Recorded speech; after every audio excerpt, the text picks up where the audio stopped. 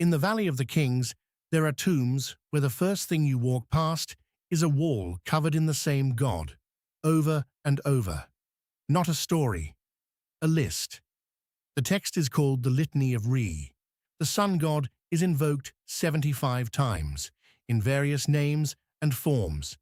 75. Each one opens the same way. Praise to you, O Re, great of power. So here is what this episode owes you. Ra is not one god with one name. Start with the 75, because that one is not interpretation. It is counting. The Litany of Re is not an obscure text. It was the standard decoration of the first and second corridors of the royal tombs for centuries, starting under Sethos I, and portions of it turn up earlier still, in the tomb of Thutmosis III and in the tomb of his own vizier. Erik Hornung, who published all the New Kingdom versions of it, describes what the text does. The text begins with the Great Litany, wherein the sun god is invoked 75 times in various names and forms.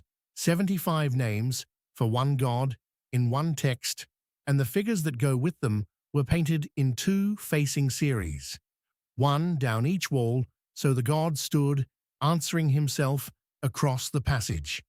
Now hold that against the way we usually talk about Egyptian gods. One god, one job, one card. Anubis does embalming. Thoth does writing. Ra does the sun. The text speaks of 74 forms. 74 are depicted. Two of the figures carry two names each, so you can argue for 76. Hornung's own verdict on what the number means is that the symbolism of it remains uncertain, and we keep trying to fit him on a card. Picture Ra. Almost certainly you pictured a man with a falcon's head and a sun disk on top. That is one of his forms. It is not the way to think about him. The standard reference on Egyptian gods puts it carefully. While not usually represented in fully anthropomorphic form, Re was commonly depicted semi-anthropomorphically as a man with the head of a falcon, a ram, or a scarab. Read that again. Not usually represented in fully human form. What he is given instead is a catalogue. The disc itself, usually encircled by a protective cobra, often winged. A falcon wearing the disc, a ram, a scarab beetle, a phoenix, a heron, a serpent, a bull, a cat, a lion. And the one that says the most is a composite. The beetle, the disc, and the ram-headed man shown together, which the reference describes as particularly common in representing Re in his morning, noon, and evening forms. He is not a character who happens to be drawn several ways. He is a process, and the pictures are the timetable. The same book adds the line that settles the scale of this. Taken together, the various solar symbols are the most prevalent elements utilized in Egyptian iconography, and they are found in a wider range of contexts than any other divine symbols. Every account of Ra puts his home at Heliopolis, the sun city, whose site now lies under the northeastern suburbs of Cairo. It is one of those facts that gets repeated so often that nobody checks it.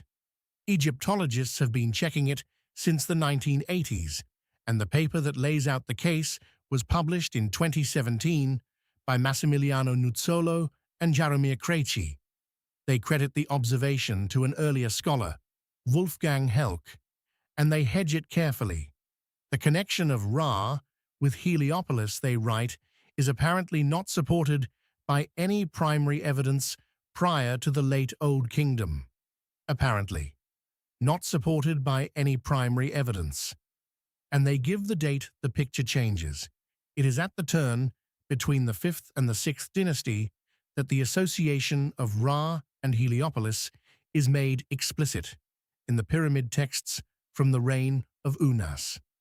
In their conclusion, they put it plainly, that in the sources of the period, it is mainly Atum who is associated explicitly with Heliopolis, while Ra is frequently mixed and merged with Atum as two aspects of a single divine entity. And the great temple that everyone pictures there? The reference work says the remains of this structure have never been found. Its author's own word for whether it existed is doubtless, which is the word you use when you are certain and have nothing to show. If the god was hard to pin down, what he authorized was not. By the 5th dynasty, the phrase son of Re had entered the royal titulary, and it stayed there for the rest of Egyptian history. The Westcar papyrus preserves a legend that the kings of the 5th dynasty were literally the sons of Re. Whether or not anyone believed that, the working meaning is clear enough. To rule under Re was to rule correctly, according to Mart, the order of things, which makes the insult available. When Hatshepsut wanted to right the foreign rulers who had held Egypt out of legitimate history, she recorded that they were kings without Re, without the sun. And there is a stranger piece of evidence for how tightly this god and the throne were bound. The title held by his high priest was greatest of the seers of Heliopolis, and in the 4th dynasty, the men holding it were the king's own sons. Then, through most of the 5th dynasty, exactly while the great sun temples were being built, the title goes quiet in the record. The reading Nuzolo and Kredchi give is that the king had taken the job himself. Here is the part of Ra that the daytime version leaves out. He dies.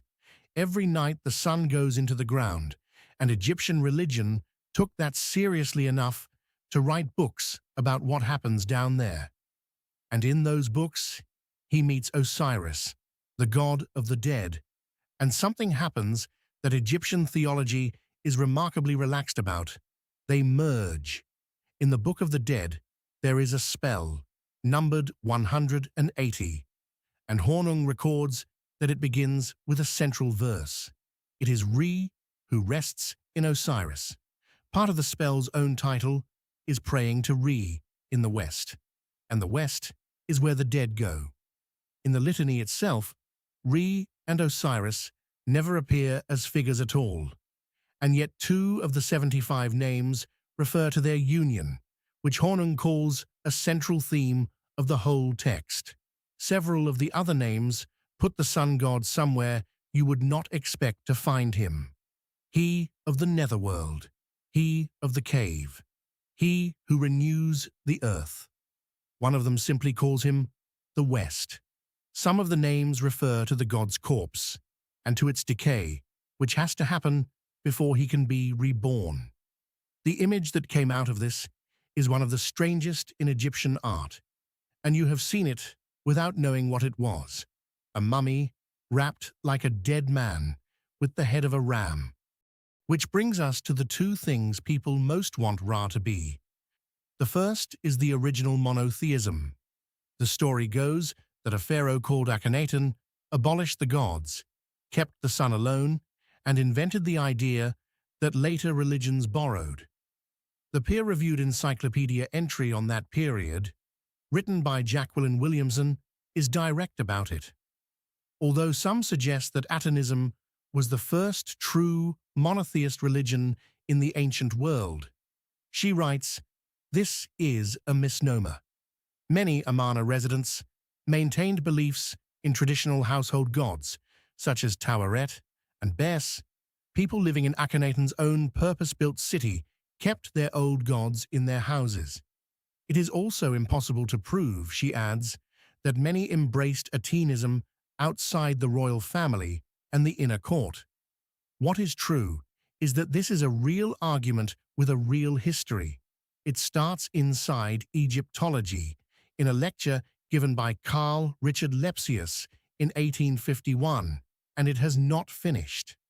The second thing people want is for all of this to be secretly one story, every religion a sun religion wearing a costume.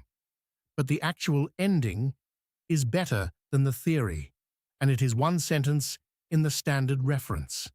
In the later periods of Egyptian history, the position of the sun god was overshadowed by other gods, and yet Even after the close of the dynastic age, in Christian times, we find occasional texts appealing to Jesus, the Holy Spirit, and the Son God Re, not a hidden influence.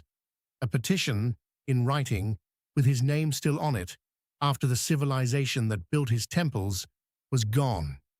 75 names, and a god who was still being asked for things after his civilization had ended. That is not a card. That is a position. And Egypt never stopped filling it.